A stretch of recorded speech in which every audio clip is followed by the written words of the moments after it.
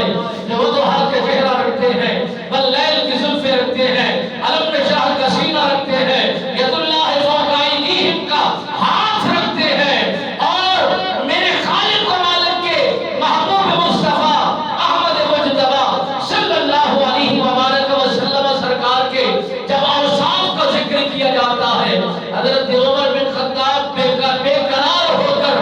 بے چین ہو کر یہ چاہتے ہیں کہ مجھے دکھایا تو جائے حسن جمال کیسا ہے، مصطفیٰ کا اخلاق کیسا ہے، مصطفیٰ کا پیار کیسا ہے، مصطفیٰ کی گفتار کیسی ہے، مصطفیٰ کا انداز کیسا ہے، مصطفیٰ کا تجارت کرنے کا سلیقہ کیا ہے۔ میں اس لائق محمد عربی سرکار کو دیکھنا چاہتا ہوں۔ حضرت عمر بن خطاب رضی اللہ تعالیٰ عنہ سرکار فرماتے ہیں صبر کرتے کرتے جب دربار مصطفی کے اندر میں پہنچا، میں نے دیکھا